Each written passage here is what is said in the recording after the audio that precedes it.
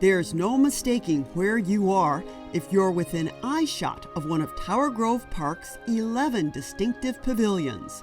In March of 2021, fencing was installed around the iconic Turkish pavilion located near the Arsenal Street Park entrance. The same goes for the old Playground Pavilion, which is just west of the Grand Avenue Park entrance. Both are undergoing an extensive restoration and preservation at a cost of nearly $1 million. We have the best collection of Victorian pavilions in the entire world, and our collection is about 150 years old now, so it's in need of a little bit of a fresh up. Tower Grove Park Executive Director Bill Reininger. We're going to go in and we're taking off all the old paint and stripping that down, so that we can get to the bare metal where we need to make iron repairs, so that we can see some of the structural issues. On some of the roofs, we need to do some welding, so getting that paint off. Then the carpenters are going to come in, and any of the posts that need to be replaced, any of the trim work, the architectural elements, the wooden ones, we'll have those created. We're going to paint the structures. They're going to be very, very vibrant, going back to their original colors. So there was a lot of research that was done in the past to find those exact colors, and we'll be using those again. And then underneath them, there's currently like a brick or concrete edge with a brick, just red brick bottom to it for people to walk on. And that really is not as ADA accessible as what we would like. So what we're going to do is we're going to put a exposed aggregate underneath the entire structure, which will make ADA accessibility so much better. And then something that's never happened in their history is we're going to have lighting on them. We did a mock-up in fall of 2019, and it was just astonishing. And you see them in a whole new way. Tower Grove Park was founded in 1868 as a gift to the city of St. Louis from retired merchant Henry Shaw.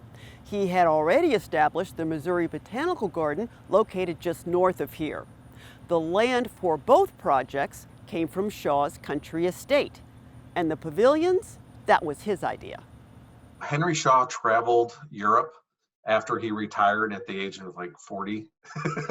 So he went to Europe a couple different times, and that's where he really got inspired. And you see that from his travels, the different architecture from the Chinese pavilion to the Turkish pavilion to the Victorian, like the old playground.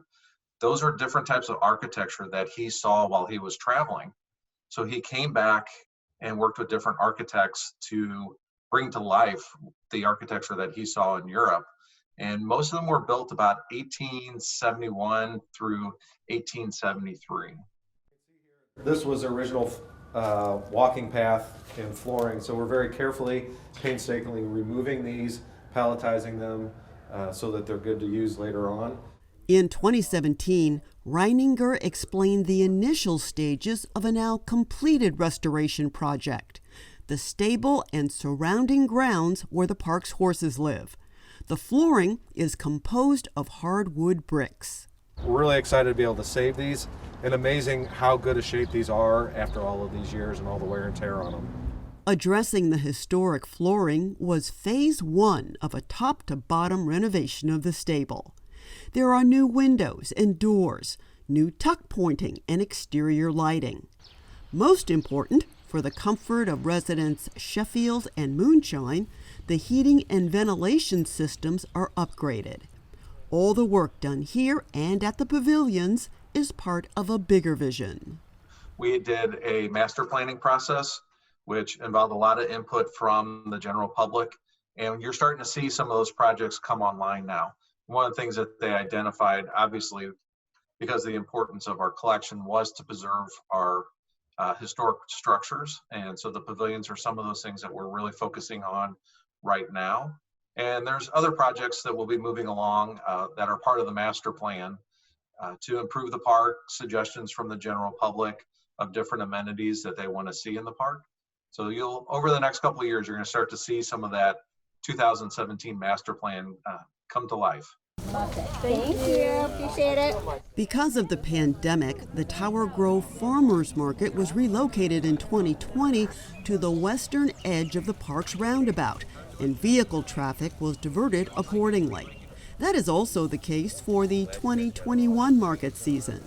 COVID-related restrictions that limited where and how the public could gather came with an unexpected silver lining for Tower Grove Park.